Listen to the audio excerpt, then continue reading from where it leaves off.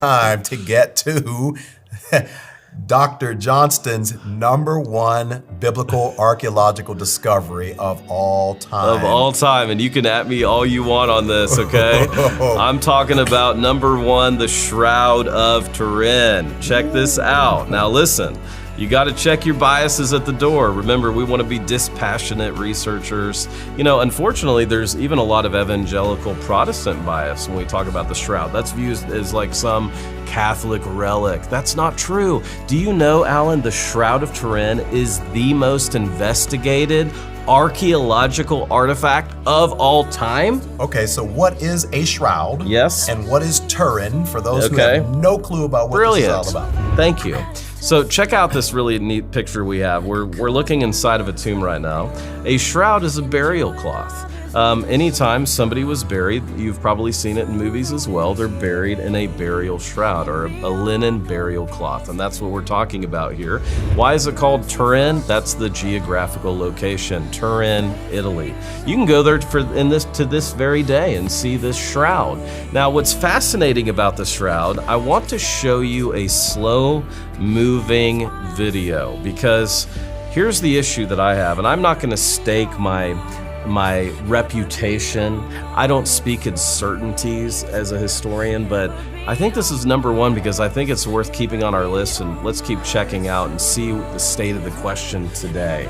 The shroud is a picture, if you will. It is an image that is blasted, to use a layman's term, on this burial cloth. Check out this video as it's moving.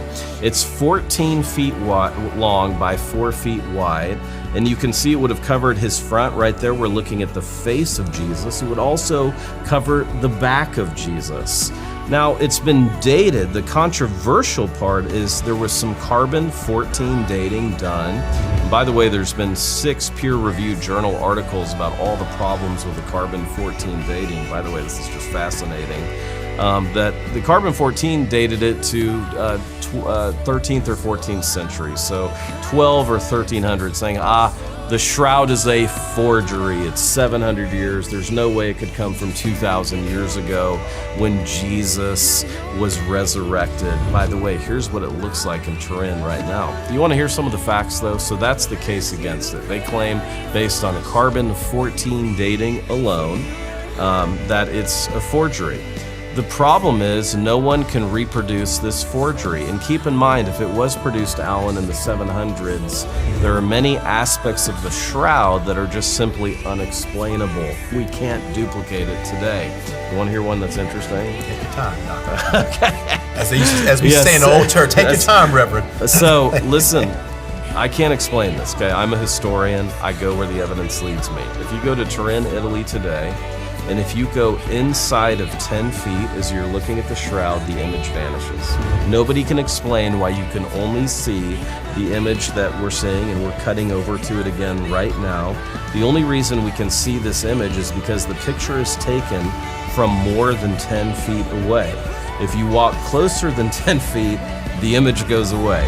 We just don't have the ability to explain why that happens at the time of this video being filmed.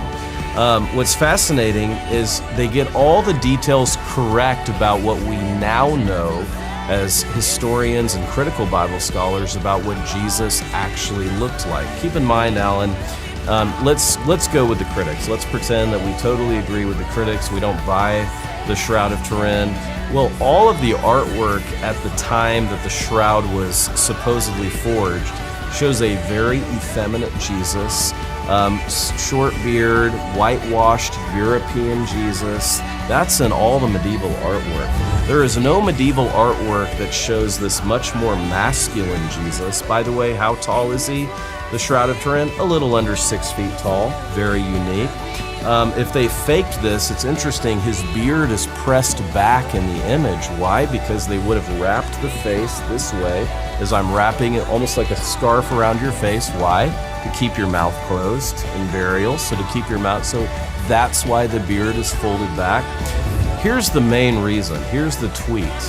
Scientists cannot account for how the shroud was made, and it can't be reproduced. There's no pigmentation on it, there's no paint, there's no ink, we're really looking at a negative. Like, remember in photography, when back in the day when we'd have to go drop something off at 1 hour photo, there was, when someone took a picture of it, you then see the positive of the negative. The negative is the shroud itself. It's fascinating.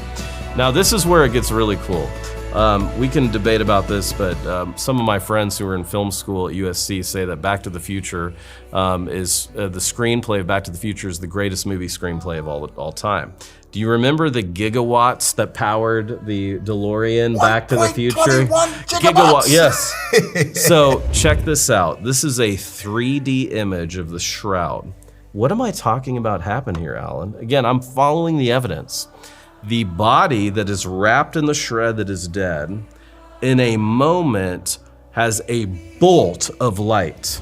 And to produce the kind of energy, those scientists that have studied it say it would generate 6.4 gigawatts, okay? 6 times what it took in Back to the Future to go back in time. This is the equivalent of like 600 million LED lights. By the way, Bible students, pause right there. Alan, do you remember when Paul is on the way to Damascus? He sees Jesus resurrected, and do you remember the Bible says that Jesus was brighter than the noonday sun? This light of Jesus was lighter than the sun. We don't have a category for this. What emits this kind of light energy, the estimated 6.4 gigawatts that essentially flashes this photo? Could it be that we're looking at the very moment of resurrection, where this bolt of light of Jesus coming back, being vindicated from the dead, is captured on the burial shroud? It's fascinating. It's even humorous. Here's a Brit, 70 years of age. He put out a $1 million challenge, Alan. If anyone could prove that the shroud was a forgery by duplicating it, no one has been able to do it. Barry Schwartz is a friend. He's a photographer who in the late 70s was granted access. I think he was around the age of 30 or 31. Alan, I'll close with this. He's an atheist Jew. He's there to photograph the shroud. He's there with other scientists. They meet in the lobby of the hotel. They're all giggling, having drinks together. Hey, how many days do you think it will take to prove that the shroud is a forgery? They're putting wagers on it. 1 day, 2 day, 3 day. By day 3, no one was laughing. Barry, who is an atheist Jew, photographs the shroud. It leaves him riveted. He becomes a Christian. It's interesting, a lot of the individuals who were skeptics going into skeptics to the shroud have been converted to Christianity. This is just another interesting high-resolution photo that we're looking at. It could be the very face of God, the face of Jesus. So again, I can't speak in terms of certainty, but I'm unconvinced right now because I know that kings, noblemen would come see the shroud. They would actually cut off a piece of it. The patches would be woven back in the Middle Ages, in the medieval times. So could it be that the carbon-14 dating is from one of those woven-in patches? I think so. So I definitely think this is something to keep watching. It's exciting when you look at the shroud. It's interesting you can't see it when you get closer than 10 feet. And again, the most compelling reason of why it's number 1 on our list is scientists cannot account for how this happened. Wow. I've got so much more to say. Okay, before we end this video, I'm going to play devil's advocate for just a second. Yeah. How do we come against someone who might say, you know what, that was just the burial cloth of anyone during that time that was buried that looked like that? Like, how do we get to the conclusion that this image of this person, how do we jump from there to it could or must be Jesus? Because there could be people that were, long hair, eyes. What distinguishes? That's a really good question, Alan. What distinguishes it is this is a crucified victim who has lacerations, flagellation to be technical, I didn't know that. all over his body. Guess what? He's crucified, and guess where the nail prints are? They're not in his hands, because you wouldn't be crucified with a nail through your hand. It's through his wrists, because the Romans crucified people through the wrists. So all that is seen in the Shroud? All of that is seen. So you can, okay. I mean, I'm doing this as fast as I can in top 10. No, but that's great. It's great to ask that. I mean, you also see that his body is literally whipped 100%, so he was flogged naked.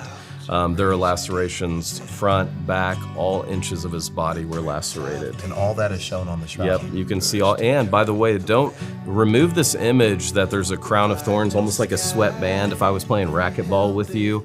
No, it was like a infestation of thorns placed on top of his head, and that's why you can see wounds in his scalp, not just on his forehead, but in his scalp. Those thorns were pressed in. It truly was a crown, almost like a hat of thorns, if you will. Okay, so question, before we let you guys go. If I gave you 30 or 40 minutes on just the Shroud of Turin, could you do it? Absolutely. So can we, not today, but can we come back and do another one just on that? Yes, I would be honored to come back and do something on the Shroud. And again, I'm not going to stake my academic reputation on it, but I do want to let you know where research is today. And it shouldn't be discounted because that's Catholic or based just on carbon-14. You know, one thing I learned when I did my PhD, Alan, is we have to know all of the arguments. We have to be able to know both the case for and the case against. So I'd love to do that with you guys sometime. Awesome, guys. So guys, I hope that you guys got value out of this. This is one of the more exciting videos that I've been able to do on this channel. Top 10 biblical archaeological discoveries of all time. Obviously, we're having a good time. It's up for debate, guys. If there's others that, matter of fact, if there's others that you know of that we left off of this list, let me know in the comment section below, and let's have some discussion about this. How do you feel about the Shroud of Turin? How do you feel about some of these other things that we talked about today? Let me know in the comment section below. And where can people find you? How can they support you, man? I'll put all the links to your socials down below, but what's the easiest way they can get in touch with you? Oh, thank you. We lead a ministry called Christian Thinkers Society, so just check out Christian Thinkers with an S on the end.com. We have other videos and podcasts, books, resources. Our passion is teaching Christians to be thinkers, thinkers to be Christian. Awesome. All right, man. Hey, thank you, man. I appreciate you, man. Love it.